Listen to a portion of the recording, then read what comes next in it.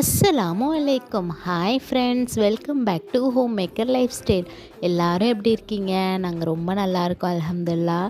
எல்லாருக்கும் ரமலான் எப்படி போய்கிட்டுருக்கு? என்னால் வேலைக்கு போய்கிட்டு இருக்கனால வீடியோஸ் எடுக்க முடியல. அப்படியே எடுத்தாலும் போஸ்ட் பண்ண, எடிட் பண்ணி வாய்ஸ் ஓவர் கொடுத்து போஸ்ட் பண்ண முடியல. நான் என்னால் முடிஞ்ச அளவுக்கு இதில் கண்டினியூஸாக பண்ணுறதுக்கு பார்க்குறேன்.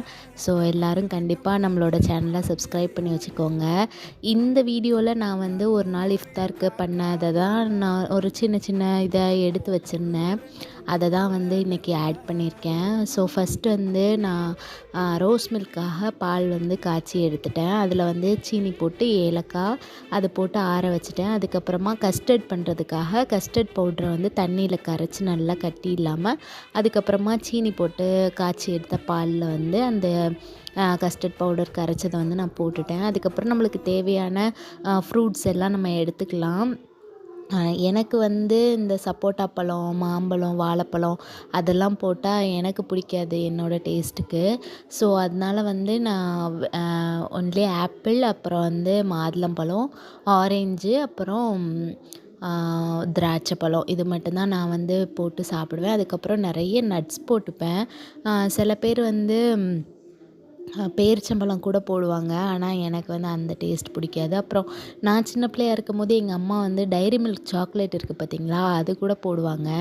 ஆனால் அந்த டேஸ்ட்டும் எனக்கு பிடிக்காது. இந்த மாதிரி இருந்தால் தான் எனக்கு பிடிக்கும். ஸோ நான் சின்ன கிளிப்பிங்காக ஆட் பண்ணியிருக்கேன். உங்களுக்கு எப்படி இது பிடிச்சிருக்கு அப்படின்னு சொல்லிட்டு நம்ம கமெண்ட்ஸில் சொல்லுங்கள். உங்களுக்கு வேறு ஏதாவது தெரியணுன்னா கண்டிப்பாக நீங்கள் என்கிட்ட கேளுங்க. ஏன்னா நம்மக்கிட்ட யாராவது கேட்டிருந்தாங்கன்னா நம்ம கண்டிப்பாக அது செய்யும்போது வீடியோ எடுப்போம். ஆனால் இந்த சேனல் அவ்வளோ யாருக்கும் தெரியும் இல்லை, நம்மள்ட்ட யாரும் கேட்கவும் இல்லைல்ல. அதனால தான் எனக்கு அந்த இது இல்லைன்னு நினைக்கிறேன், ப்ரெஷரு. நான் என்னால் முடிஞ்ச அளவு இது பண்ணுறதுக்கு ட்ரை பண்ணுறேன். அதுக்கப்புறமா பால் ஆறுனதும் நான் ரோஸ் மில்க் கலந்து வச்சுட்டேன். அதுக்கப்புறமா இது அரேஞ்ச் பண்ணுறது கஸ்டர்ட்க்கு ஃபஸ்ட் நம்ம காய்ச்சி வச்சுருக்க பால், அப்புறம் ஆப்பிள், திருப்பி இன்னும் கொஞ்சம் பால் ஊற்றிட்டு அதுக்கப்புறமா பொமக்ரேனட், அதுக்கப்புறமா திருப்பி ஊற்றிட்டு அப்புறம் நம்ம வச்சுருக்க திராட்சை, அப்புறம் ஆரஞ்சு, கடைசியாக நட்ஸு இந்த மாதிரி போட்டு முடிச்சிடலாம். டேஸ்ட் ரொம்ப சூப்பராக இருந்துச்சு. உங்களுக்கு பிடிச்சிருந்துச்சின்னா லைக் பண்ணுங்கள், ஷேர் பண்ணுங்கள், கமெண்ட் பண்ணுங்கள், சப்ஸ்கிரைப் பண்ணுங்கள். தேங்க்ஸ் ஃபார் வாட்சிங்.